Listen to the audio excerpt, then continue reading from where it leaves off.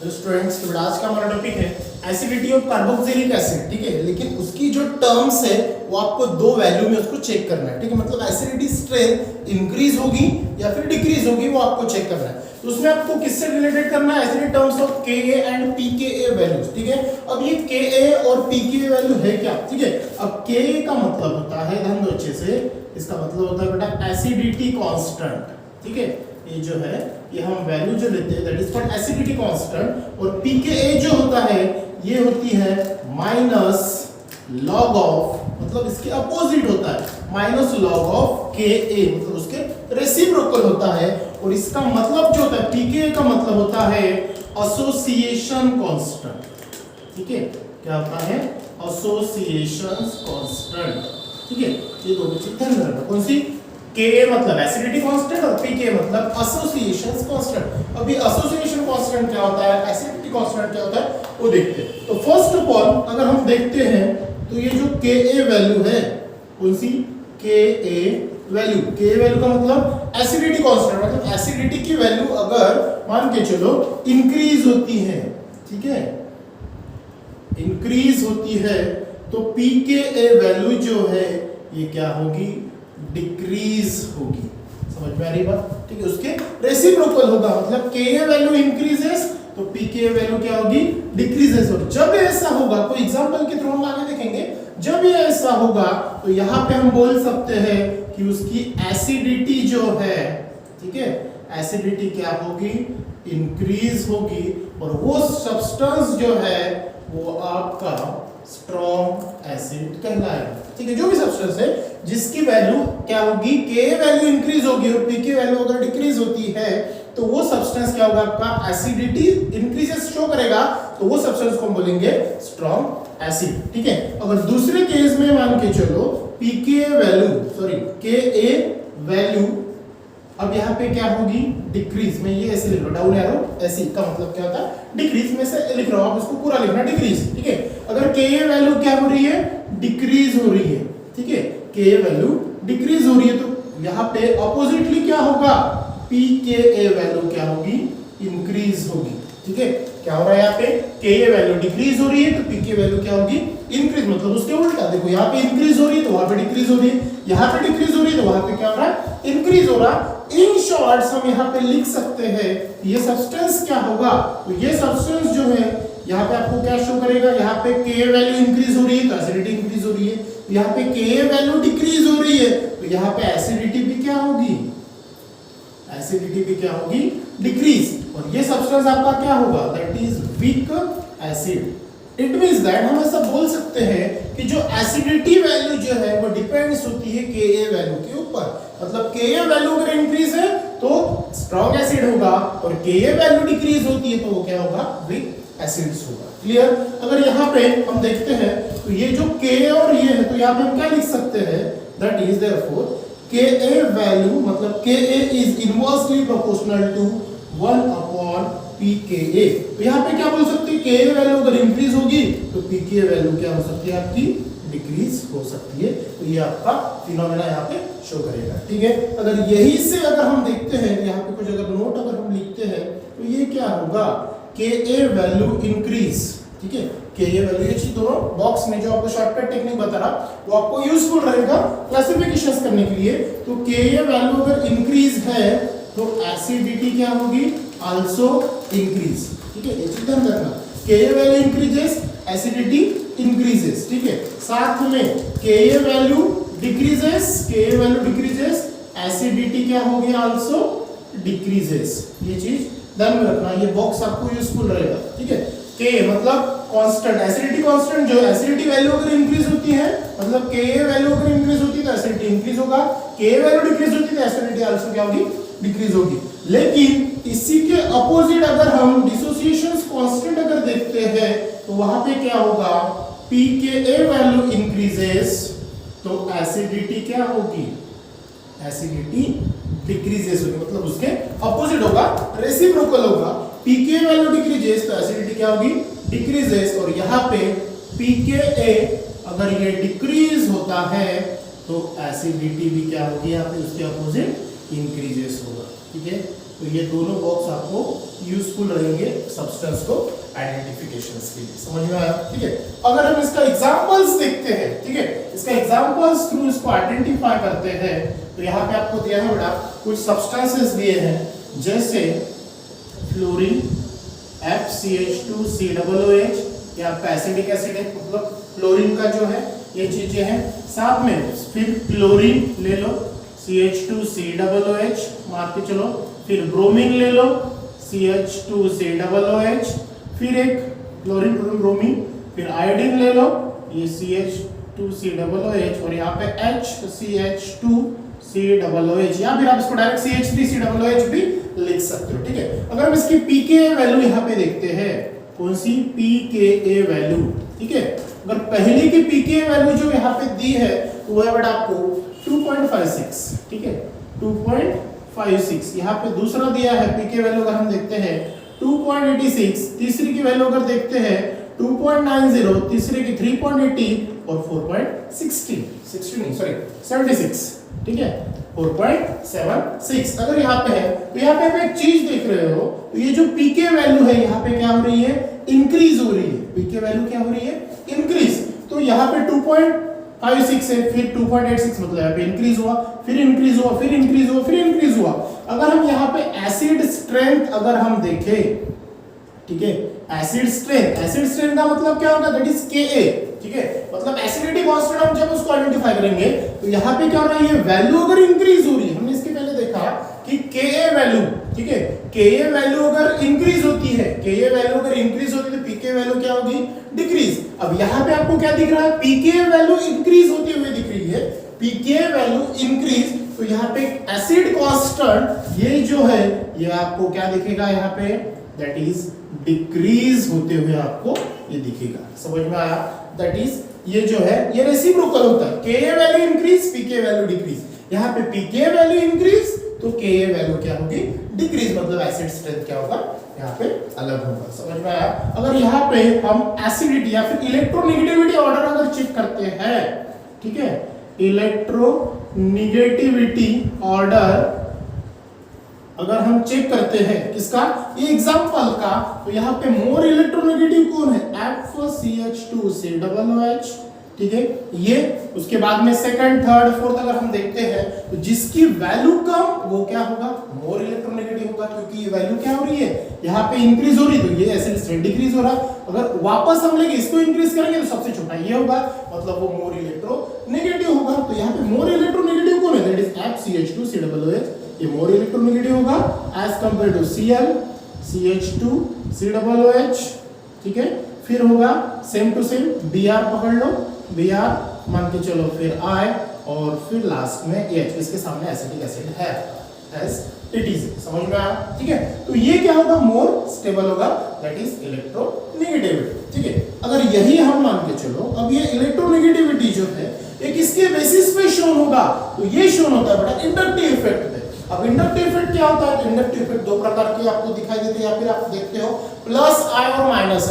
अब plus I मतलब क्या होगा, इंडक्टिव इफेक्ट जो होता है तो वो प्लस I कब शो होता है, जब इलेक्ट्रॉन डोनेटिंग ग्रुप वहां पे प्रेजेंट हो और वो सब्सटेंस जो है उसकी एसिडिटी क्या करे, या फिर जो नेगेटिव चार्ज है उसको स्टेबलाइज डीलोकलाइज करे, तो वहां पे आपका प्लस I दिखता है। और जो इलेक्ट्रॉन विड्रॉइंग ग्रुप होता है जिससे उसकी इलेक्ट्रोनेगेटिविटी को बैलेंस करता है, मोर इलेक्ट्रोनेगेटिविटी शो करता है, तो उसे हम क्या बोलते हैं, minus I effect, that is negative inductive effect, वो हम आगे देखेंगे। ठीक है, साथ में यहाँ पे अगर दूसरी चीज अगर हम देखते हैं तो वो क्या होगी, तो यहाँ पे जो इलेक्ट्रोनेगेटिविटी या फिर ये जो एसिड स्ट्रेंथ है, जैसे यहाँ पे pK वैल्यू क्या हुई है, इंक्रीज, तो एसिड स्ट्रेंथ क्या हुई है, डिक्रीज। कभी कभार क्या होता है, यहाँ पे pK वैल्यू क्या होती है, डिक्रीज होती है, तो यहाँ पे एसिड स्ट्रेंथ क्या होगा, इंक्रीज होगा। उसका एग्जांपल्स अगर हम देखते हैं, ठीक है, तो उसके लिए हमें क्या करना होता है कि ये चीज जो है यहाँ पे देखना है,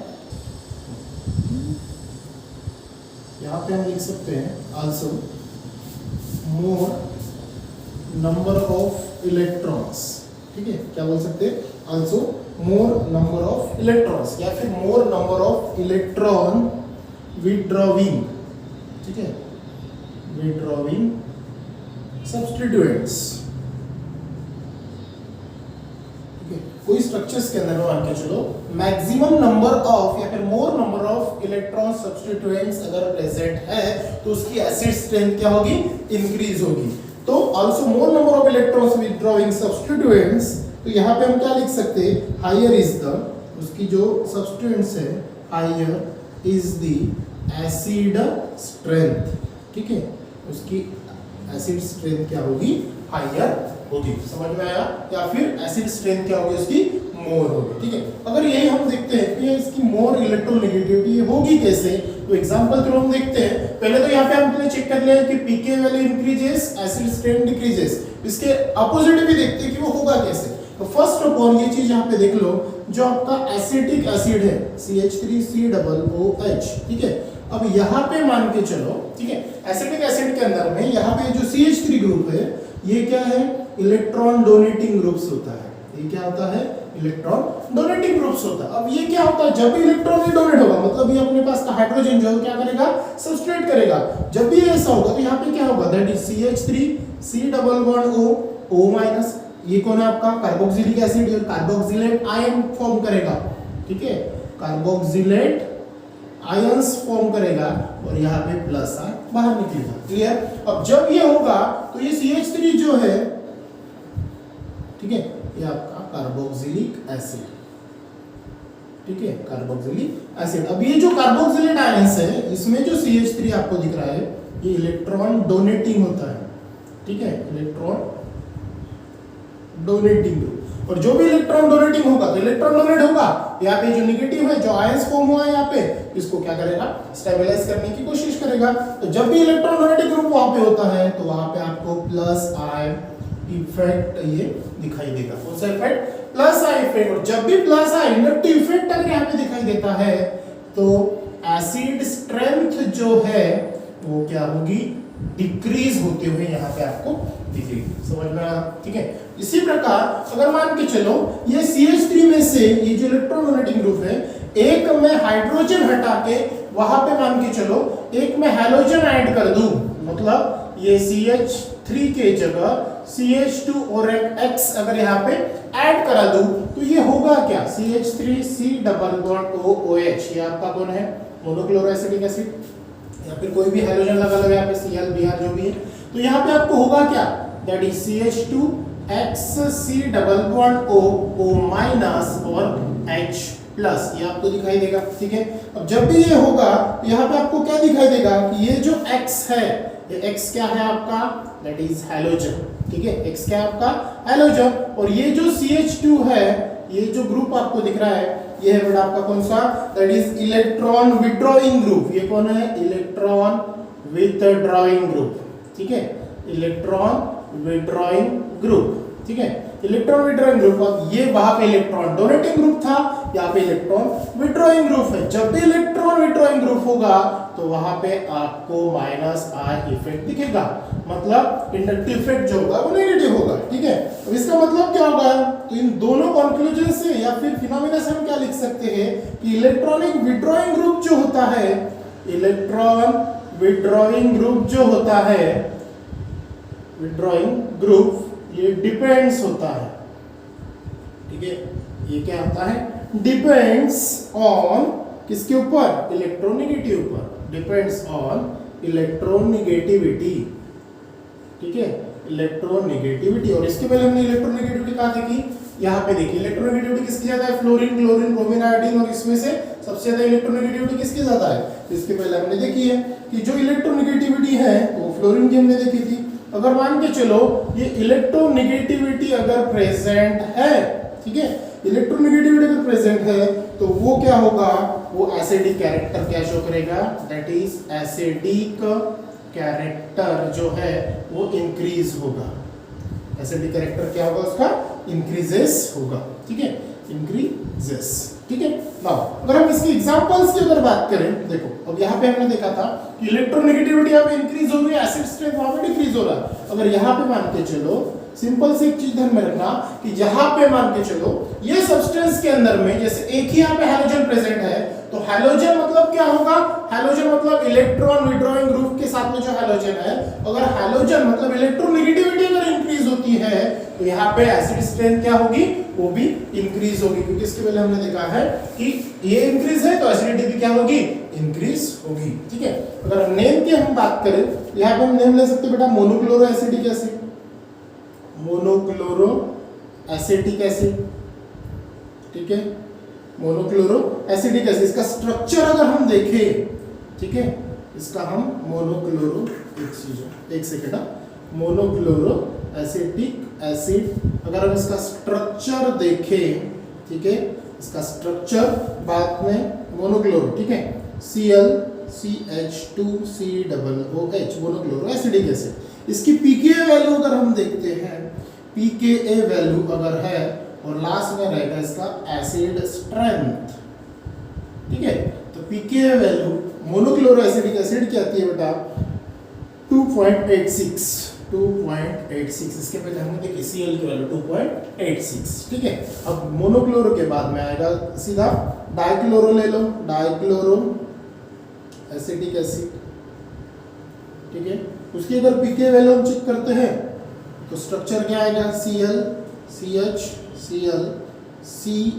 ClCOOH, इसकी 1.86, ठीक है, सॉरी 1.26 वैल्यू आएगी। और तीसरा देखते हैं ट्राइक्लोरो एसिटिक एसिड। ठीक है, ट्राइक्लोरो एसिटिक एसिड, और इसकी वैल्यू अगर हम देखते हैं दैट इज Cl यहाँ पे भी Cl COOH, इसकी वैल्यू आएगी 0.6। अब यहाँ पे एक चीज देखो, तो नेम हमने दिया मोनोक्लोरो एसिडिक एसिड, मतलब हैलोजन ग्रुप जो है वो इंक्रीज हो रही है, यहाँ पे 1 है, यहाँ पे 2 है, यहाँ पे 3 है। तो स्ट्रक्चर्स में monochloro dichloro acidic acid, sorry trichloro acidic acid, इसके अंदर में pK वैल्यू अगर हम नोटिस कर रहे हैं तो pK वैल्यू यहाँ पे डिक्रीज हो रही है। pK वैल्यू अगर डिक्रीज होती है, pK वैल्यू डिक्रीज होगी तो Ka वैल्यू क्या होगी? इंक्रीज, मतलब यहाँ पे एसिड स्ट्रेंथ जो है वो क्या होगी? That is increase. Acid strength क्या होगी यहाँ पे? इंक्रीज। समझ में आया? अगर यहाँ पे कोई हम एग्जांपल लेते हैं जिससे आपको पता चले, तो यहाँ पे सिंपल सा है, यहाँ पे CH3COOH, ठीक है, CH3COOH एसिडिक एसिड लिया, फिर मैं दूसरा लिया फ्लोरीन CH2COOH, ठीक है। अब ये इसमें जगह पे ऐसे लिख देता हूँ सीधा सीधा, बाद में फिर FCH, फिर FCOOH, और तीसरा अगर है तो FC, यहाँ पे भी F, यहाँ पे भी FCOOH। अगर इसको बोला किसको अरेंज करो इंक्रीजिंग ऑर्डर, या फिर विच इज मोर स्टेबल, या फिर इसमें से एसिड स्ट्रेंथ किसकी सबसे ज्यादा होगी, तो आपको पता होना चाहिए कि जिसके पास मोर नंबर ऑफ इलेक्ट्रोनेगेटिविटी ज्यादा, मतलब जिसके पास एसिडिक स्ट्रेंथ ज्यादा। एसिडिक स्ट्रेंथ किसके ऊपर डिपेंड रहेगी कि नंबर ऑफ हैलोजन या फिर नंबर ऑफ इलेक्ट्रोनेगेटिव सब्सटेंस कितने अटैचमेंट है उसके ऊपर अटैचमेंट रहेगा। मतलब एक सेंटेंस हम यहाँ पे लिख सकते हैं, बाद में हम उसको देखते हैं कैसे अरेंज करना है कि एसिडिक स्ट्रेंथ इंक्रीजेस, क्या बोला? एसिडिक स्ट्रेंथ इंक्रीजेस, ठीक है, or number of electron withdrawing, number of electron withdrawing, electron withdrawing जो है, इलेक्ट्रॉन विड्रॉइंग ग्रुप इंक्रीजेस।